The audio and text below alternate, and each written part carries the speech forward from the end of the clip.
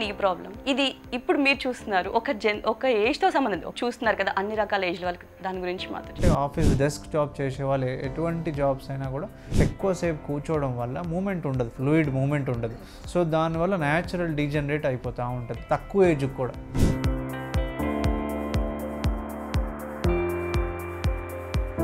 ఏ age వాళ్ళైనా సరే ఎప్పుడు డాక్టర్ని కన్సల్ట్ అవ్వాలి కరెక్ట్గా? అంటే ఇప్పుడు మీకు నార్మల్గా కొంచెం మోకాలు నొప్పి ఉంది, రోజు వాక్ చేశాను బాగానే ఉంది, సెట్ అయింది, కానీ డాక్టర్ని ఎప్పుడు కరెక్ట్గా కన్సల్ట్ అయితే బెటర్ అంటారు? సో అక్యూట్ అంటే చాలా చిన్నగా స్టార్ట్ అయినప్పుడు చూపిస్తే మనం దాన్ని డయాగ్నోస్ చేస్తే దానికి యాక్టివిటీ మాడిఫికేషన్ చేయొచ్చు.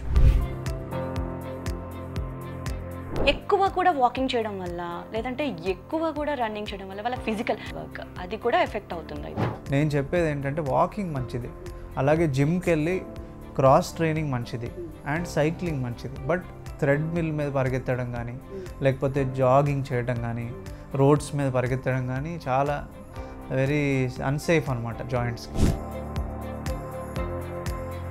మెట్లు ఎక్కేటప్పుడు దిగేటప్పుడు జనరల్గా అందరికీ ఉండే డౌట్స్ ఏంటంటే క్రాకింగ్ సౌండ్స్ అనేది ఫామ్ అవుతాయి. ఇవి ఎందుకు? అవి నిజంగా డేంజరసా? ఎప్పుడు డాక్టర్ని కన్సల్ట్ అవ్వాలి? సో ఆ గ్యాసెస్ అనేది ఏంటి బబుల్స్ లాగా అనమాట.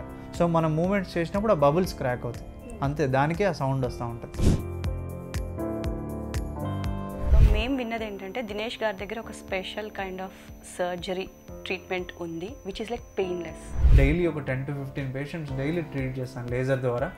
ఆల్మోస్ట్ 90% చేసిన వాళ్ళకి వెరీ గుడ్ రిజల్ట్స్ ఉన్నాయన్నమాట.